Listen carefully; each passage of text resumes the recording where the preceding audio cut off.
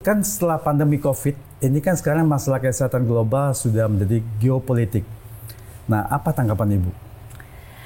Nah, satu pertanyaan yang sangat pas. Nah, perkembangan politik dunia USA di stop.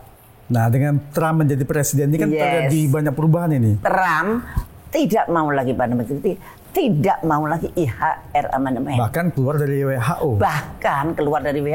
Bahkan menghentikan semua dana-dana ke WHO. Betul. Bahkan menghentikan USAID yang selama ini mensupport pandemi. Sebetulnya yang namanya vaksinasi atau imunisasi, vaksinasi ya, memasukkan virus yang lemah atau mati di dalam tubuh kita untuk membangkitkan antibodi. Nah, itu namanya vaksinasi. Tetapi mRNA ini tidak memasukkan virus yang lemah atau mati, tapi memasukkan gen genetik.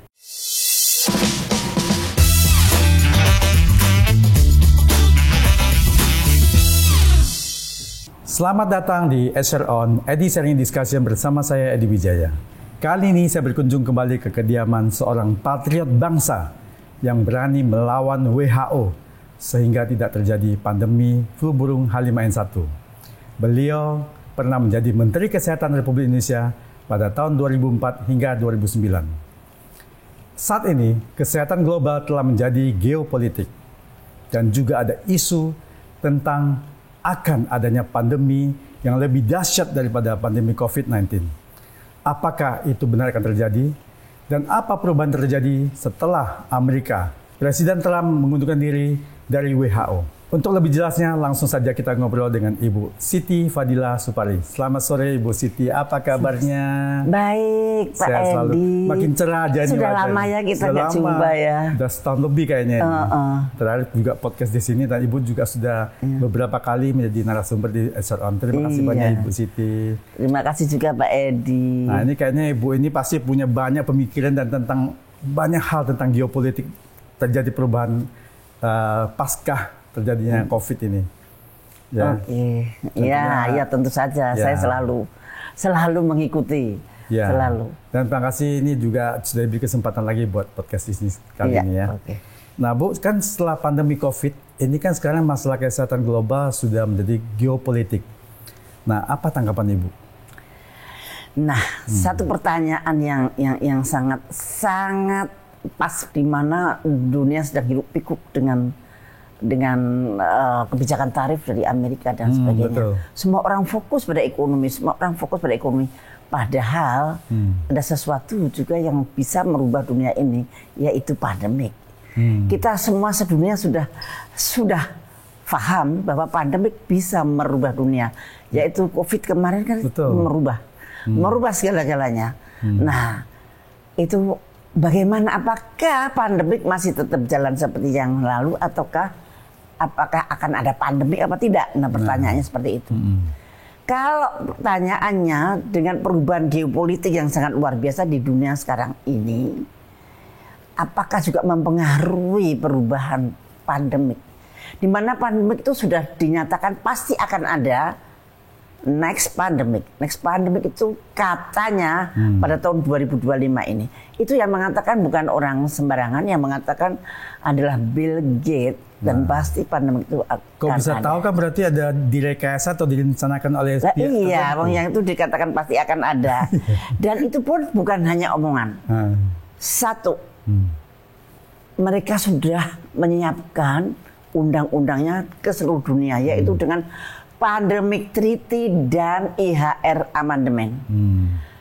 Pandemic Treaty itu suatu kesepakatan dunia, bila nanti terjadi pandemik maka tidak ada lagi kedaulatan negara dalam mengurus rakyatnya.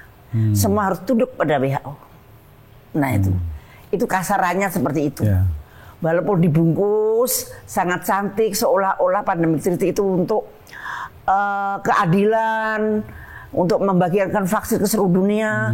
Tapi sebetulnya kalau kita lihat dari pasal ke pasal, sebetulnya mereka merampas kedaulatan setiap negara. Mengambil alih ya. Iya, mengambil alih. WHO dalam tanda kutip. Nah, ini Pandemic Treaty. IHR itu adalah International Health Regulation. Ini adalah aturan-aturan yang dimiliki oleh WHO untuk mengatur seluruh, jadi pasal-pasal pengaturan. Waduh, ini isinya serem banget, Pak. Dan ini sudah mau nggak mau sudah diketok oleh WHO, walaupun dengan cara yang tidak fair. Sudah diketok kira-kira hampir tahun yang lalu kali, tahun 2004. Ya belum ada setahun sih, belum ada setahun. Kira-kira bulan Mei atau Juni gitu. Nah, diketok dengan cara yang tidak fair. Tapi sekarang sudah berjalan IHR Amandemen. IHR Amandemen inilah adalah pasal-pasalnya berisi satu teknik bagaimana kita tidak berdaya. Jadi apa-apa itu yang ngurus mereka. Negara nggak usah ngurus kalau ada pandemi. Yang ngurus rakyat Indonesia dan pemerintah lagi. Tapi langsung di bawah. Langsung di bawah sana. Dan kemudian mereka juga sudah mempengaruhi undang-undang dalam negeri dengan membuat Omnibus Law Kesehatan atau Undang-Undang Kesehatan nomor 17 tahun 2023. Undang-undang ini memakmum atau following following Pandemic Treaty dan IHR Amandemen. Nah, ini Pak Prabowo pun belum ngeh kan ini. Kan dibuat pada saat masih Pak Jokowi itu. Iya, ini Pak Jokowi. Karena 2023. Yeah. Nah, kemudian undang-undangnya sudah diatur. Nomor 2, mereka sudah membagi-bagikan uang. Indonesia sudah mendapatkan 25 juta. 24, sekian juta US dollar. Yang namanya Pandemic Fund. Diterima oleh Pak Khatib Basri. Itu bentuknya pinjaman atau apa? Atau biasanya sih pinjaman ya, kayaknya hibah gitu ya. Itu 25 juta. Kemudian WHO sudah melatih negara-negara miskin dan negara-negara yang berkembang untuk membuat vaksin mRNA flu burung. Oh, berarti pandemi yang mereka akan ciptakan ke depan dalam tanda kutip di rekayasa itu adalah yang jenisnya flu burung ya? Menurut saya itu, walaupun belum tentu betul. Tetapi kalau saya lihat isu yang sekarang banyak sekali. Misalkan di Afrika itu Mpox dengan Ebola, yang di Cina HMPV yang kemarin. Yang di Amerika, Australia dan Kanada flu burung. Kemudian yang di Florida malah ada TBC. Dan jadi sepertinya apakah mereka akan membuat seperti epidemik seperti itu, ataukah akan pandemik yang seperti COVID? Ada dua kemungkinan. Tetapi yang jelas WHO sedang atau sudah melatih negara-negara miskin maupun negara berkembang untuk membuat mRNA vaksin flu burung. Bahkan di Indonesia juga sudah dididik secara ilmu pengetahuan maupun secara finansial mereka support. Tapi waktu itu masih ada USAID, dan pasti yang membiayai USAID. Nah, perkembangan politik dunia USAID di stop. Nah, dengan Trump menjadi presiden ini kan terjadi banyak perubahan ini. Dan ada efisiensi banyak. Kalau semua risau dengan ekonominya Presiden Trump, kalau saya happy dengan politiknya di bidang kesehatan. Karena Pandemic Treaty ini pencetusnya adalah Amerika ketika kita G20, pertemuan G20 di Bali. Presiden Joe Biden waktu itu ya. Itu di situ pencetusnya sebetulnya adalah Amerika, tapi yang dimajukan itu Indonesia. Chairnya atau chairmannya itu Amerika, Indonesia menjadi co-chair. Yang berbusa-busa menjual Pandemic Treaty justru Menteri Kesehatan kita. Dan ternyata Menteri Kesehatan kita dan Menteri Luar Negeri ketika Pak Jokowi itu sangat mendukung Pandemic Treaty. Bukan hanya mendukung, bahkan jadi co-sponsornya. Karena sampai masuk ke Omnibus Law Kesehatan kan? Iya, dan sudah masuk ke Omnibus Law Kesehatan. Nah, padahal sekarang tuannya menolak pandemik dengan mentah-mentah. Tuannya menolak Pandemic Treaty dengan sangat tegas. Trump tidak mau lagi Pandemic Treaty, tidak mau lagi IHR amandemen. Bahkan keluar dari WHO. Bahkan menghentikan semua dana-dana ke WHO. Betul. Bahkan menghentikan USAID yang selama ini mensupport pandemi. Nah, ini dia perubahan geopolitik. Jadi yang pandemi tadi menjadi tidak jalan dong, nggak bisa lagi jalan dengan belum tahu, tapi WHO masih ngotot karena meeting yang terakhir pada bulan Februari kemarin masih ingin memaksakan pandemic treaty itu berjalan. Tetapi WHO sendiri sudah tersiap-siap dengan dana. Nggak ada dana, nggak ada dana dari Amerika yang iuran maupun USAID. Yang paling terasa adalah USAID. Dana USAID itu sangat bermakna. Dana USAID itu digunakan untuk menyebarkan isu-isu pandemik, disebarkan untuk membungkam orang-orang yang vokal melawan pandemik. Itu semua dana-dana USAID. Yang dulu YouTube saya di take down. Nah, itu semua dana-dana dari USAID. Nah, katanya, tapi ya saya nggak bisa membuktikan. Tapi ya sudah, memang saya melawan arus pada waktu itu. Tapi kalau sekarang saya nggak melawan arus. Saya justru searus dengan negara adidaya. Pandemic treaty ditolak oleh Rusia maupun Amerika. Kenapa kita masih ragu? Ya, betul. Kenapa Menteri Kesehatan dan Menteri Luar Negeri masih membungkam seribu bahasa? Atau begini, di Amerika kan negaranya tidak mendukung, tapi ada dalam tanda kutip mafianya ini yang masih tetap jalan. Iya, non-state actor. Non-state actor. Ya. Non-state actor itu juga kalau saya lihat beberapa hari yang lalu, Bill Gates di dalam podcastnya pun sudah mengeluh apa itu? Bahwa keuangannya dari USA itu sama sekali sudah bumpet. Dan Amerika, perubahan geopolitik yang sekarang ada itu bukan main-main, berdampak pada geopolitik kesehatan. Karena satu Menteri Kesehatannya Robert F. Kennedy itu benar-benar dia itu orang yang tidak bisa menerima vaksin begitu saja. Vaksin boleh, tetapi harus meyakinkan bahwa vaksin itu aman dan berguna. Dan berarti uji klinisnya harus sampai selesai ya, nggak bisa kayak dulu COVID kan dipakai karena kepentingan tuh belum uji klinis 3 langsung udah digunakan. Iya, bayangin aja pada waktu Pfizer memasukkan mRNA vaksin ke Indonesia, perjanjiannya itu kalau sampai terjadi side effect apapun, kami tidak bertanggung jawab. Wah, ini kan sesuatu yang mau enaknya saja mereka. Nah, padahal ternyata sekarang terbukti bahwa banyak side effect. Pfizer itu paling banyak side effect-nya.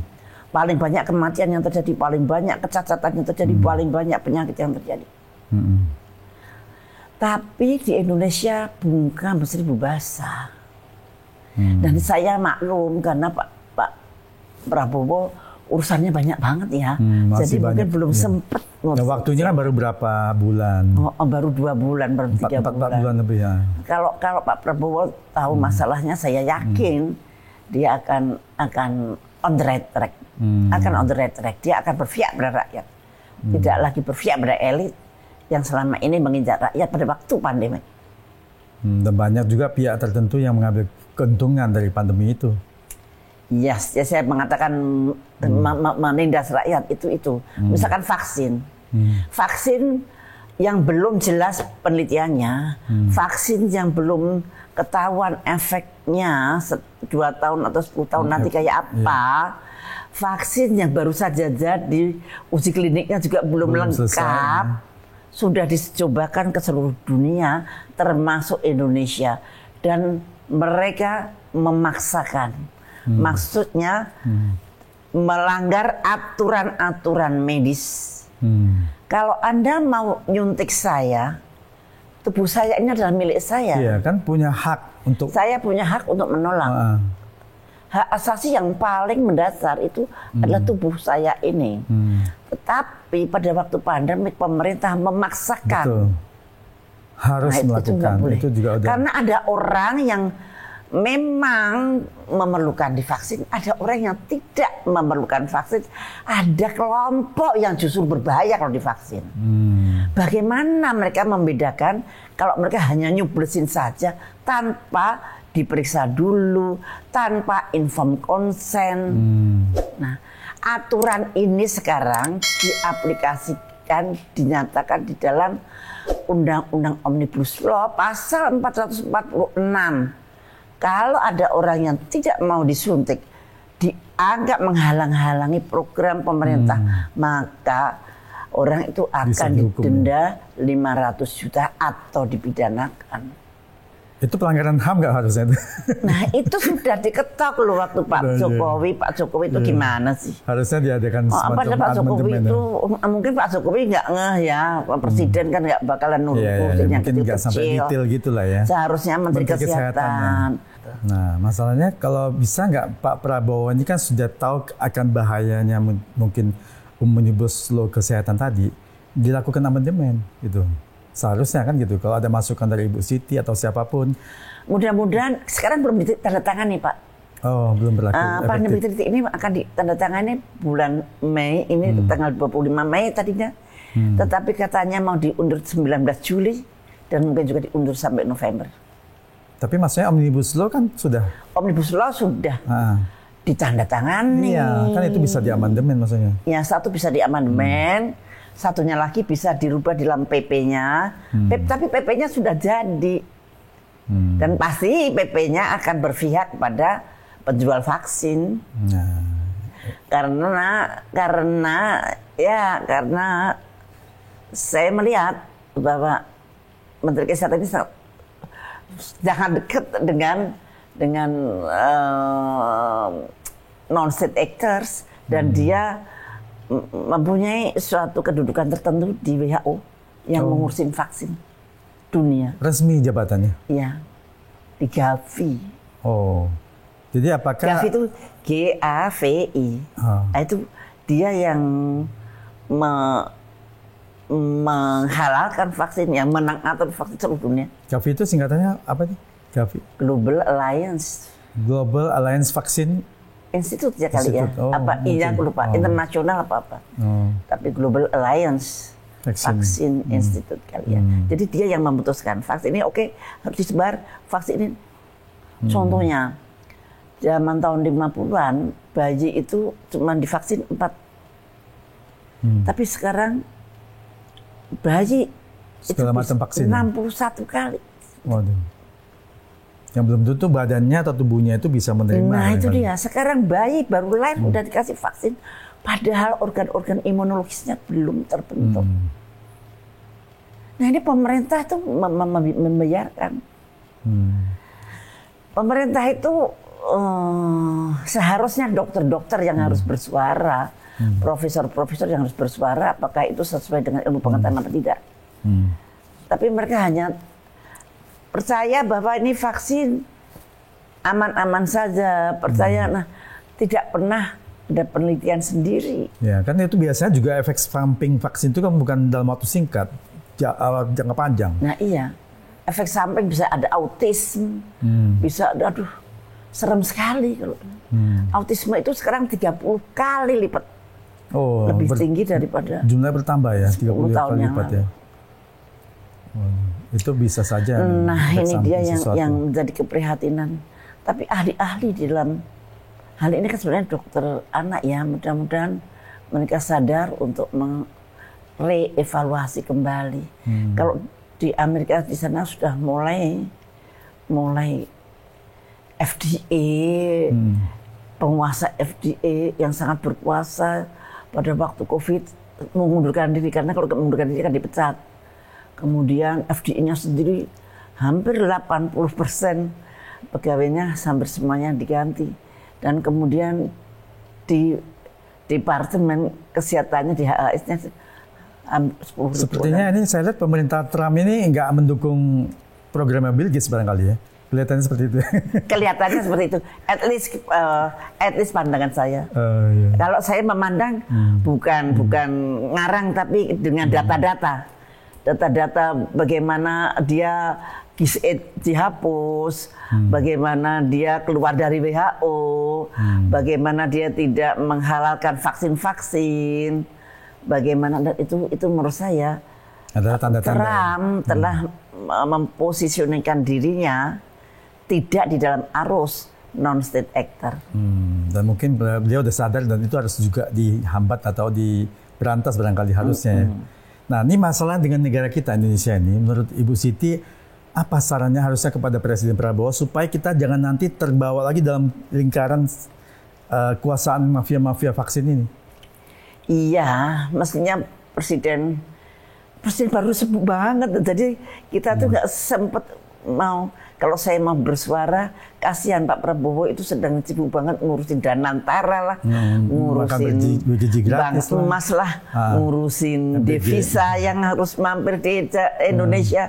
Nah itu bukan suatu hal yang enteng, karena ini suatu revolusi sebetulnya. Di mana sistem ekonomi itu mengalami revolusi sebetulnya. Revolusi tak berdarah itu ya kayak begini nih. Misalkan mereka menyatakan Washington Consensus berakhir. Oh itu kan luar biasa. Artinya free trade nggak ada lagi ya? Free trade sudah nggak ada. Free trade itulah yang kemudian menimbulkan pandemik segala itu. Karena kesehatan ditaruh di dalam pasar bebas. Sehingga mereka bisa membuat suatu manuver bagaimana kesehatan dibisniskan lewat vaksin. Supaya vaksin laku, dibikin pandemik. Nah itu. Nanti kalau free trade itu, saya nggak tahu nanti menjadi apa. Menjadi apa, new normalnya atau sistem barunya nggak tahu new apa ya. Sistemnya seperti apa, karena sekarang sedang berproses. Antara lain dengan tarif kebijakan tarif Trump itu menggegerkan dunia. Itu termasuk satu proses perubahan dari suatu dulu WTO pasar bebas akan berubah dengan kita belum tahu. Pasti yang akan bertentangan dengan yang sebelumnya pasti ya. Sesuatu perubahan tema itu tema lama itu pasti terlindas dan muncullah tema baru. Dan di sini banyak pengorbanan. Ya, untuk menuju kestabilan pasti akan terjadi gejolak-gejolak transisi yang cukup sulit. Makanya kita nggak tahu sampai berapa tahun transisi itu akan terjadi. Tapi yang jelas mudah-mudahan geopolitik kesehatan itu juga terpospon dengan transisi ini. Kalau seperti ini kemudian ada pandemik, oh my God, pasti akan sangat berat. Betul, apalagi lagi krisis ekonomi, pandemi datang lagi, orang nggak bisa berbisnis, kan jadi masalah. Jadi juga ini kan pandemi ini kan berpengaruh terhadap import barang ke negara satu ke negara yang lain. Nah Ibu lihatnya ini gimana? Soalnya kalau nanti kan itu bisa aja disisipkan penyakit, virus segala macam itu, nanti kan menjadi masalah bisnis itu tidak bisa terjadi perdagangan bisnis yang akan mengakibatkan resesi. Saya ngerinya mafia vaksin itu sudah ada di Indonesia. Itu sudah rahasia umum. Siapa yang main, siapa yang ini udah semua udah tahu. Dan mereka juga masih di dalam posisi-posisi berkuasa, walaupun sudah tidak di tempatnya lagi. Nah ini agak menarik ini. Ini mungkin saya belum tahu Bu, mungkin tanda-tanda inisialnya kali ya. Ya itu nanti saya bisikin aja. Bisikin aja rahasia. Tapi sebenarnya sudah menjadi rahasia umum. Oh gitu. Nah mudah-mudahan dia sudah tidak ada tempatnya lagi kok. Jadi nggak berkuasa penuh untuk menentukan ya, itu ada lagi. yang masih ada di tempatnya, maklarnya masih ada. Nah itu apakah mereka masih bisa? Tetapi GIZ yang mengawal segala macam ini itu sudah USAID itu yang mengawal segala macam ini sudah nggak ada. Jadi itu juga sangat berat. Ya, semoga dengan tadi itu mafia dalam tanda kutip tadi itu mafia vaksin, mafia kesehatan ini sekarang agak tidak ada istilahnya kestabilan karena Trump mengambil keputusan yang sangat drastis ya untuk keluar dari WHO, membubarkan USAID dan juga tidak lagi dana-dana untuk yang kelompok-kelompok mereka. Makanya ini suatu podcast yang sebetulnya saya tunggu-tunggu karena di mana seluruh podcast ngomonginnya tentang Trump dan ekonomi. Tidak pernah ngomongin Trump dan kesehatan. Geopolitik yang menyertai kebijakan ceram itu kan ada perubahan geopolitik yang besar-besaran. Sebetulnya revolusi menurut saya ya. Yaitu bagaimana terhadap bidang kesehatan ini. Pak Edi sangat jeli dalam melihat masalah. Ya, karena ini memang isu yang sangat penting nih. Karena saya tahu Ibu adalah sebagai orang yang paling paham tentang masalah pandemi ini, yang berani melawan WHO sehingga waktu itu flu burung tidak sampai dijadikan pandemi. Ini Ibu pasti banyak mengetahui tentang apa pandemi ke depannya, siapa yang merencanakan dan bagaimana supaya Indonesia jangan sampai terbawa ke arus itu. Nah, saran Ibu kepada pemerintah selain tadi itu apa lagi mungkin supaya kita bisa... ada 3 hal yang harus dilakukan pemerintah. 1, tolak pandemic treaty. Jangan nanda tangani pandemic treaty. 2, mundur dari IHR amandemen. 3, cabut mandatory vaksin. Ini yang sangat urgent harus dilakukan oleh pemerintah. Mungkin tambahan satu lagi, omnibus law kesehatan harus cabut mandatory vaksin dari omnibus law. Oh, dari omnibus law ya. Karena mandatory vaksin ada di omnibus law kesehatan. Mandatory vaksin itu pemaksaan. Kalau dulu yang terpaksa vaksin adalah orang yang akan terbang, orang yang masuk kantor terpaksa lah mau divaksin. Nanti kalau ada pandemik lagi dan kemudian omnibus law ini dijalankan, maka kewajiban vaksin itu tidak untuk orang yang pergi saja, dari RT, RW, semua harus bahkan anak sekolah seperti itu kan anak sekolah juga divaksin. Udah orang lewat juga ditangkap divaksin. Nah itu harus wajib ditarik langsung vaksin ya. Iya, mengerikan kalau itu tidak disebut. Maka ini Pak Prabowo harus ini harus dilakukan. Kalau untuk membubarkan omnibus law mungkin berat, tapi cepat-cepat cabut itu dulu. Keburu ada pandemi. Betul. Mudah-mudahan pandemi nggak terjadi. Ya kita harapkan sih jangan sampai ada lagi pandemi ya. Kalau masalah penyakit atau virus kan ya berupa endemi saja dan bisa dibasmi. Jangan sampai pandemi ini kan ekonomi bisa kacau. Mereka pun akan berperang bila ada epidemik. Jadi WHO itu sekarang urusan pandemik dan epidemik. Oh, jadi tadi hari juga termasuk epidemiknya? Iya, pandemic and epidemic satu division di dalam WHO. Nah itu berbahaya. Makanya epidemik kan harus dalam negeri sendiri. Jangan WHO merencanakan dengan epidemik. Nah, kalau mencantumkan juga epidemik ya ini bahaya sekali nih. Kewenangan WHO divisinya jadi satu di dalam yang baru ini. Jadi itu divisi baru pandemic strip epidemic. Waduh, saya bilang itu. Lah kalau gitu epidemik, kalau misalkan di daerah Jawa Barat atau Jawa Timur ada satu epidemik gitu.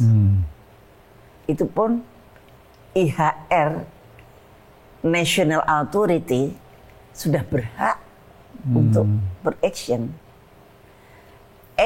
Misalkan di Jawa Barat ada di satu kota, misalkan di Sumedang misalkan kena.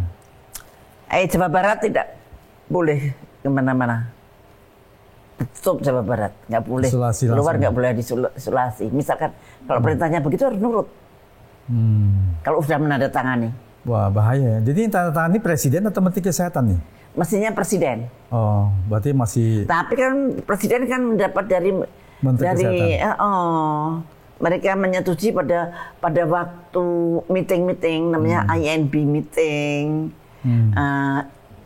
Kemudian, nah itu nanti terus Pak Presiden ini tinggal menandatangani. Saya takutnya itu. Oh, berarti harus cepat-cepat informasi ini harus bisa sampai ke telinga Presiden nih. Nah itu dia. Supaya beliaunya harus hati-hati. Wah susah sekali. Saya mau menghadap. Oke deh kalau Presiden nggak bisa, Menlu juga susah. Oke deh Menhan. Pak Safri Samsudin saya kenal dengan beliau dan beliau mempunyai mindset yang bisa mengerti mindset saya. Itu juga susah sekali. Nah, saya mesti kemana? Gitu. Ini mestinya mungkin melalui podcast inilah yang podcast nanti kita viralkan dari media-media barangkali supaya juga rakyatnya tahu, bisa juga ada semacam pengawasan dari rakyat atau penekanan kepada rakyat kepada pemerintah. Betul. Ya, mungkin paling ke DPR. DPR-nya. Ya, tapi Anda tahu sendiri DPR apakah nanti memperjuangkan atau tidak ya. Tapi ya kita harus berusaha, kita harus berjuang untuk keselamatan bangsa kita. Karena memang dalam tanda kutip mafia non-state actor tadi itu kan berperan di mana-mana soalnya. Semua sektor masuk.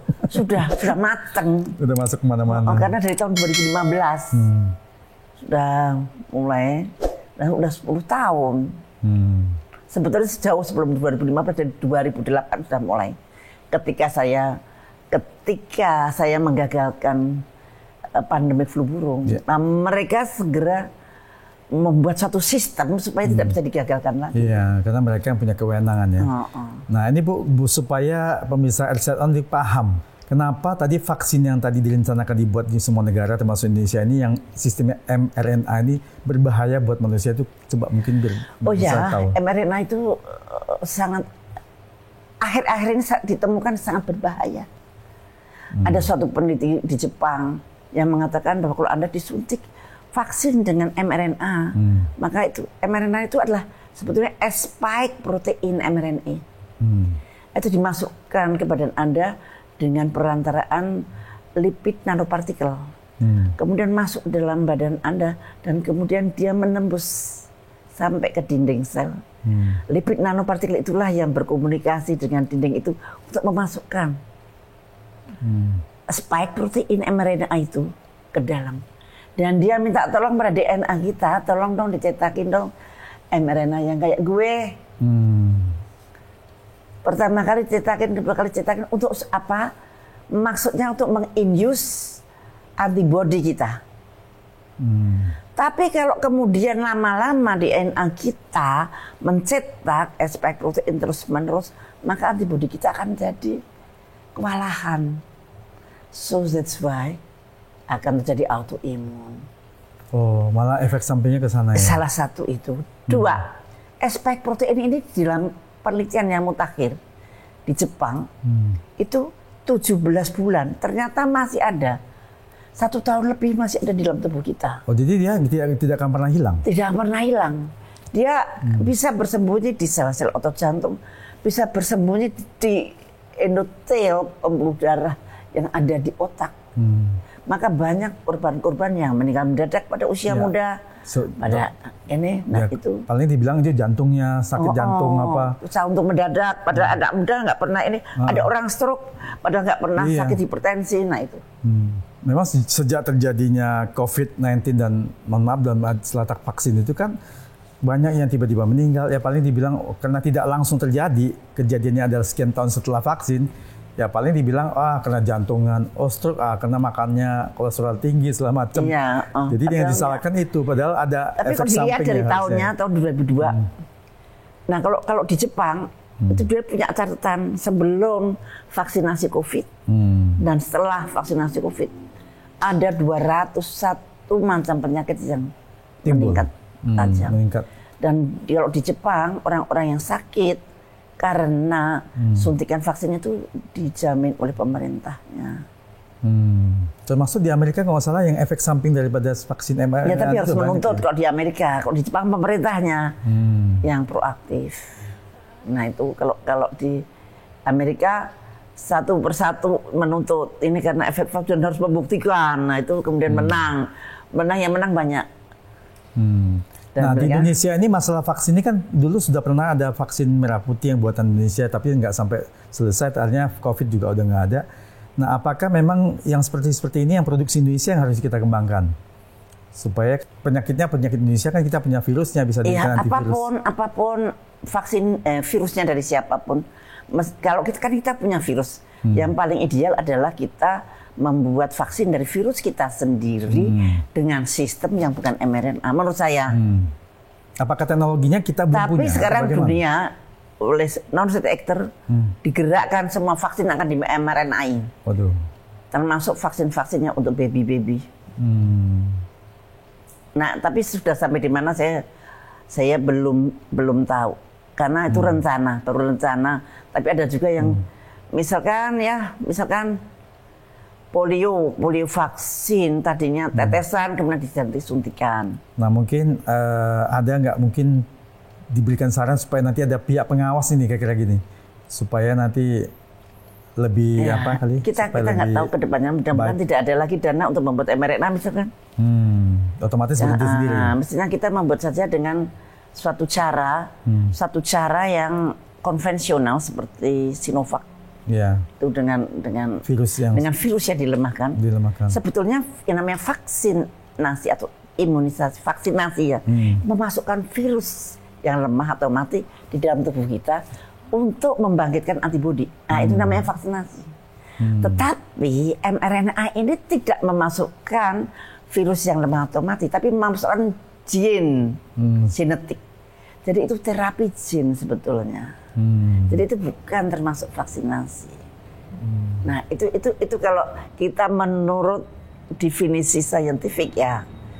Nah, itu yang merupakan suatu hal yang kontroversial sebetulnya. Nah, tapi kan selama ini media mainstream dikuasai oleh mereka. Sehingga kebenaran selalu tenggelam, kebenaran saintifik dikuasai oleh mereka. Jurnal-jurnal ilmiah yang peer review-nya handal pun juga bisa berbohong. Oh, jadi bisa dipropaganda di situ ya.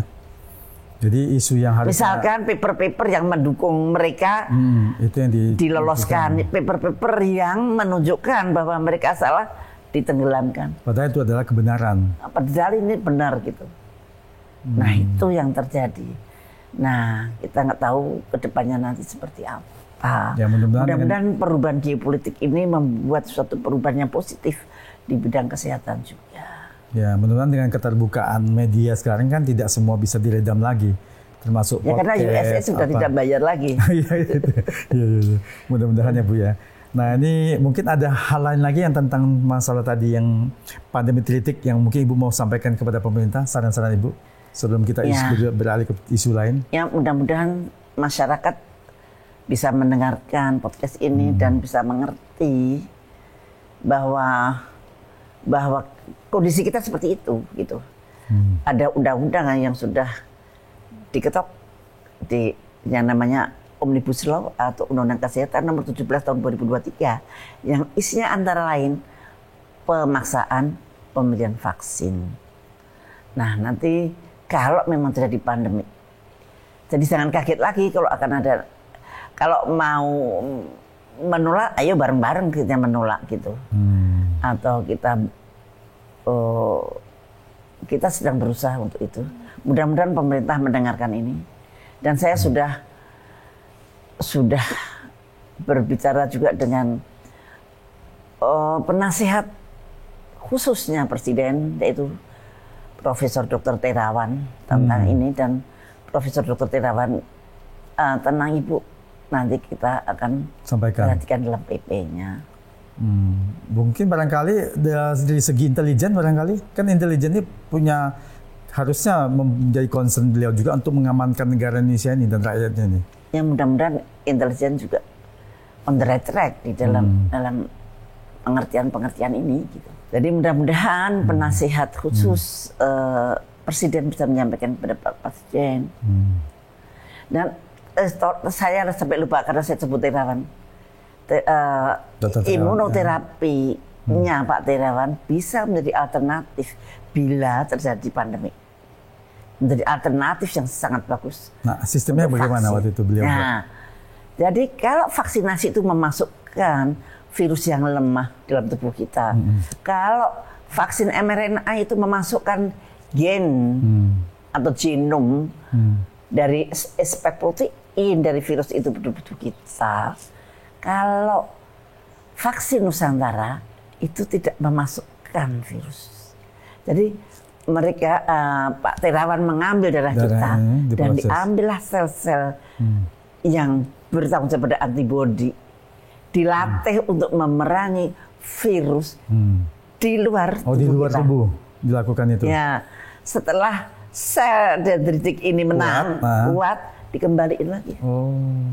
Artinya sudah bersih dari virus. Iya, dan sudah menang perang lah istilahnya ya. Nah, sudah menjadi kekuatan baru masukin lagi ke dalam tubuh menjadi imun. Dendritik sel itulah yang akan memberikan komando kalau ada virus masuk dalam tubuh kita, bergeraklah antibodi seperti ini caranya gitu.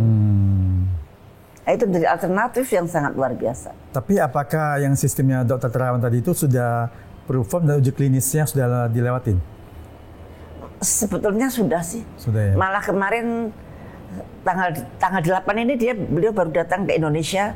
Dia diundang ke Harvard untuk memberikan kuliah umum tentang imunoterapi.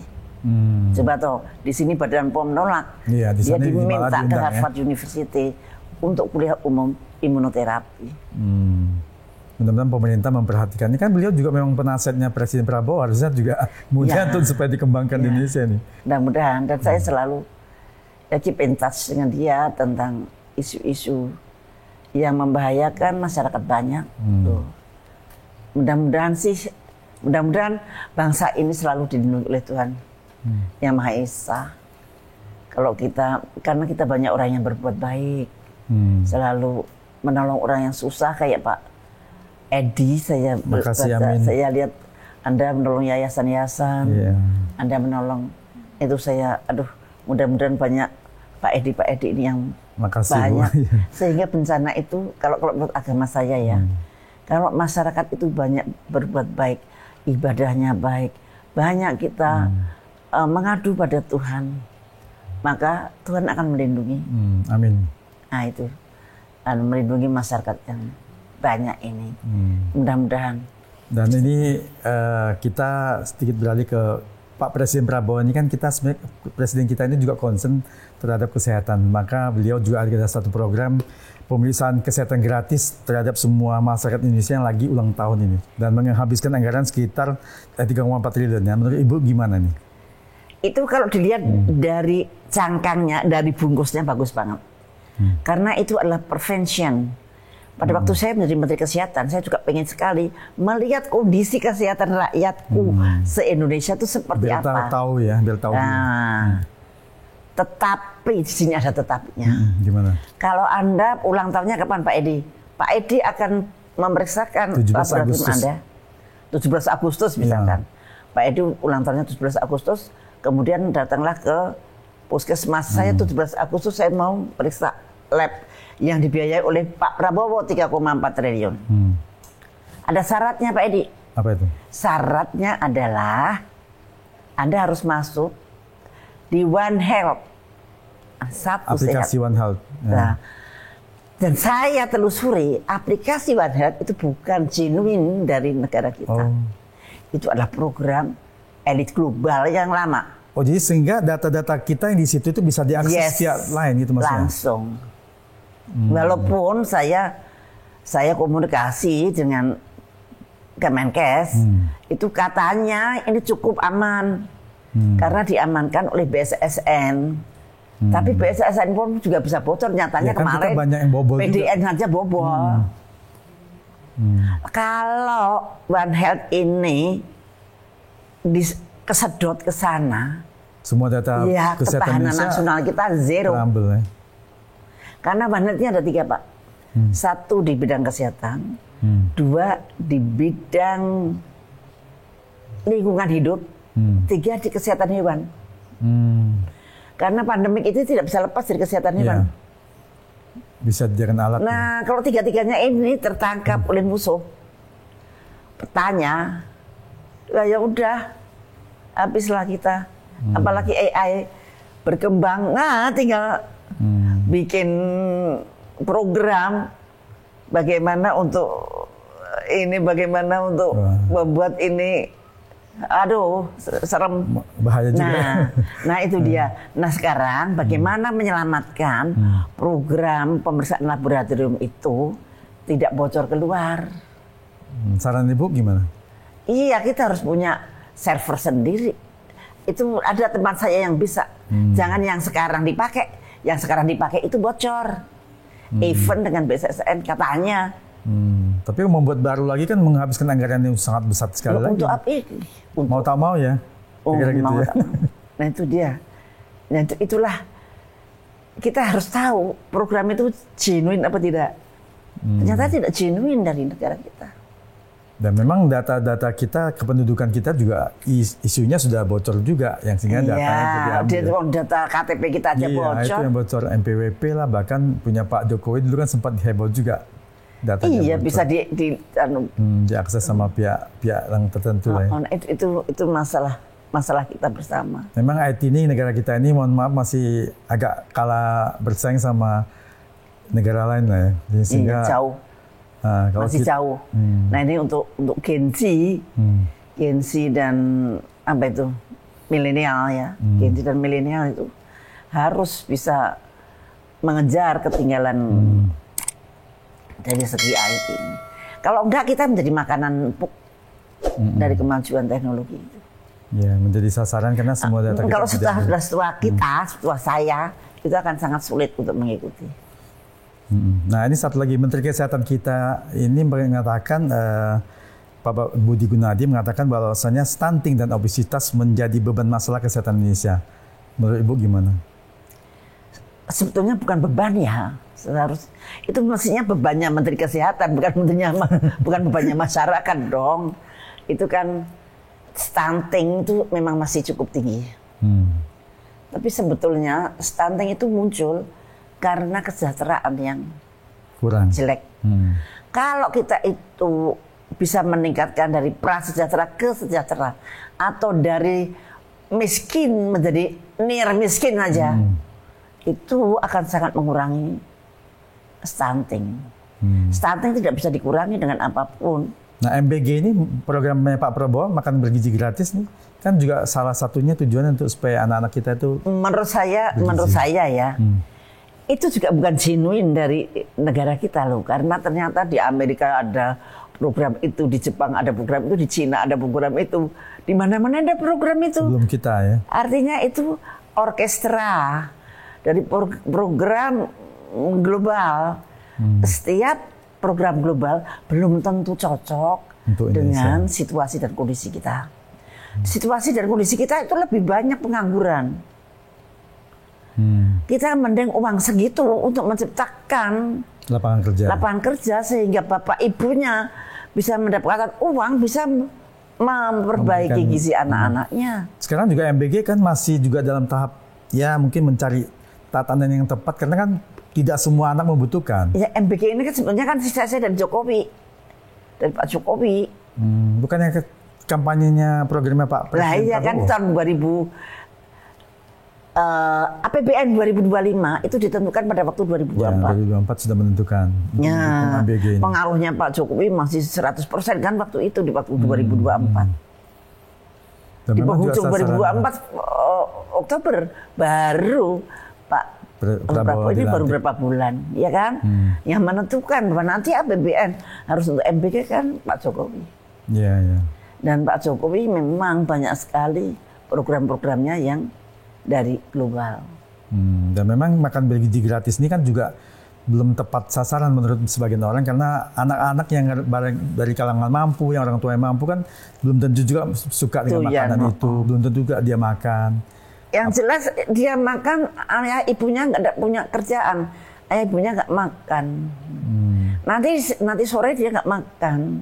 Pagi nggak makan, makannya cuma sekali di sekolah. Apalagi pengawasan terhadap yang memberikan masak cateringnya ini juga masih very complicated. Ada yang berulat, ada yang masih menurut saya selalu curiga dengan program global. Program global itu lebih untuk memiskinkan kita. Karena kalau kita semakin miskin, semakin gampang untuk diatur dari global. Dan juga MBG ini kan belum sempat nyasar UMKM yang benar-benar mikro ini. Nah ya. Maka dari itu kalau uang ratusan triliun begitu untuk membuat bidang pekerjaan, kemudian tidak ada pengangguran, rakyat akan menjadi kuat, maka susah diatur oleh global. Jadi semakin banyak yang miskin, semakin gampang diatur. Ya, mudah dikondisikan ya. Ya, mudah-mudahan sih itu ditinjau kembali. Ya. Nah ini Bu, satu lagi Bu tentang BPJS nih. Tentunya kita tahu sekarang kan banyak perubahan, banyak penyakit-penyakit yang tidak di-cover lagi oleh BPJS nih. Menurut Ibu gimana nih? Nah itu lucu deh BPJS, tapi BPJS kan memang juga bukan genuine dari kita. BPJS itu juga program internasional, program global zaman dulu ya, masih free trade segala dulu itu adalah Apakah itu orientasinya masih asuransi? Bisnis? Asuransi yang orientasinya masih bisnis atau yang untuk kerakyatan? Oke deh, asuransi. Jadi padahal BPJS itu Badan Pelaksana Jaminan Sosial. Sosial ya. Bilangi berarti badan jaminan seharusnya itu tidak bayar. Sosial. Tapi ada di Undang-Undang SJSN 2004 dinyatakan bahwa jaminan sosial dilakukan dengan sistem asuransi. Ya ini yang sebetulnya tidak cocok dengan Undang-Undang Dasar 45 18 Agustus 1945. Ya itu tidak cocok dengan preambul. Kalau ibu kan dulu programnya lebih cocok Jamkesmas. Jamkesmas. Karena pemerintah minta uang dari rakyatnya untuk menjamin. Padahal seharusnya pemerintah yang menjamin kesehatan rakyatnya. Sesuai Undang-Undang Dasar kita. Iya. Tetapi sekarang uang rakyat itu yang menjamin rakyat itu. Kalau sudah asuransi, ini termasuk adalah free trade dalam bidang kesehatan. Dulu saya menolak banget, tapi saya nggak ada temennya. Sampai saya pernah pidato di Mahkamah Konstitusi untuk judicial review, kalah, membela rakyat kalah. Ya sudah, ya akhirnya jadilah BPJS yang ditandatangani pada bukan ditandatangani ya, ditentukan oleh paripurna DPR pada tahun 2014. Nah, kira-kira yang ibu sarankan apa nih? Gini. Kalau you asuransi mobil, you kan tahu, aku mau asuransi mobilku total loss-nya berapa? Total loss-nya berapa? Total loss berapa? Aku bukan total loss, aku ini aja yang aku asuransiin, misalkan. Ya sebagian saja. Sebagian aja. Atau aku mau asuransiin rumahku. Berapa harganya? Nah gitu.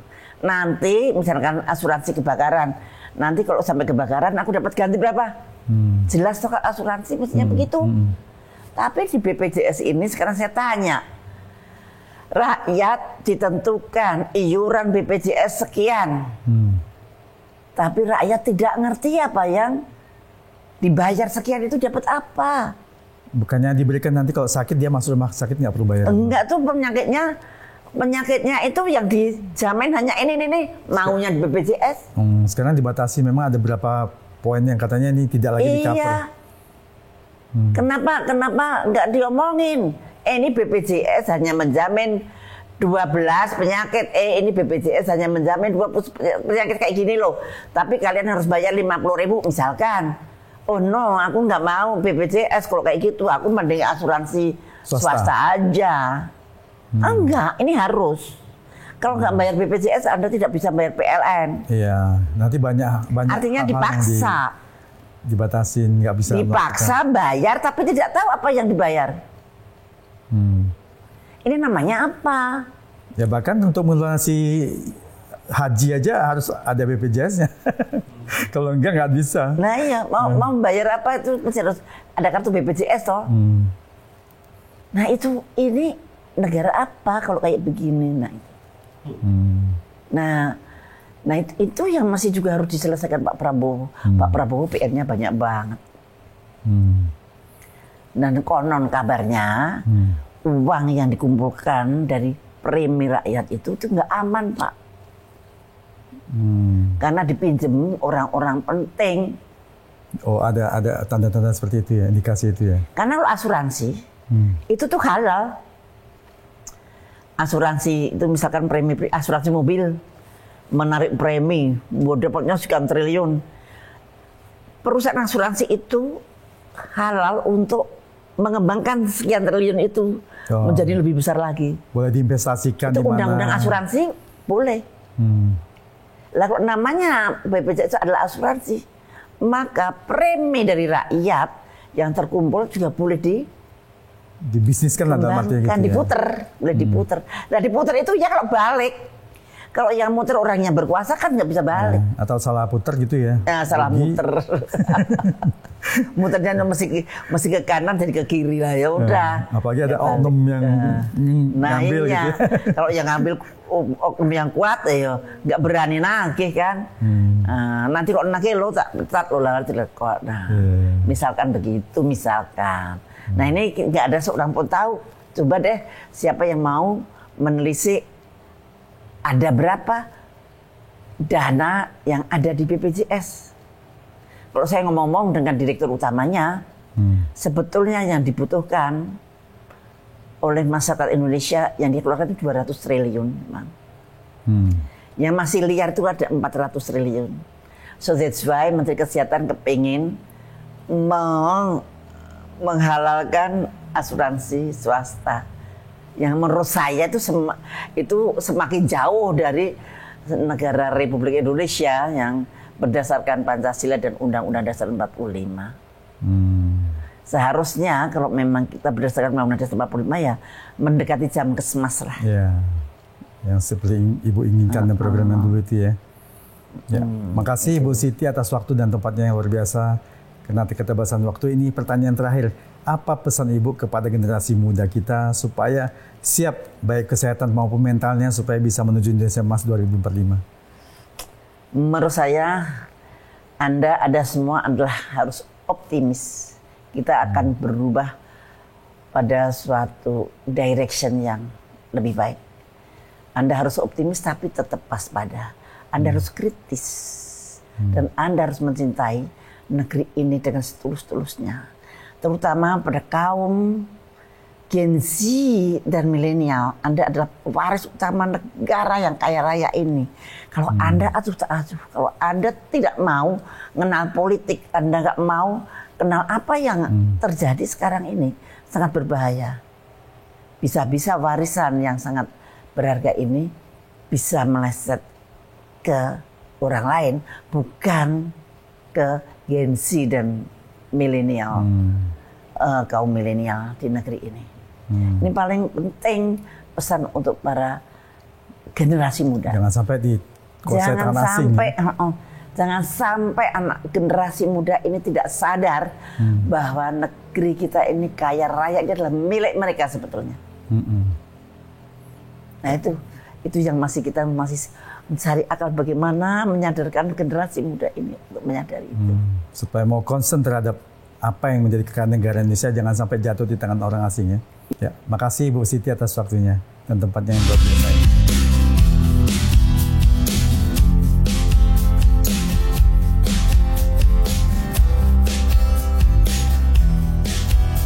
Sobat setia SRON, itulah tadi obrolan saya dengan Ibu Siti Fadila Supari.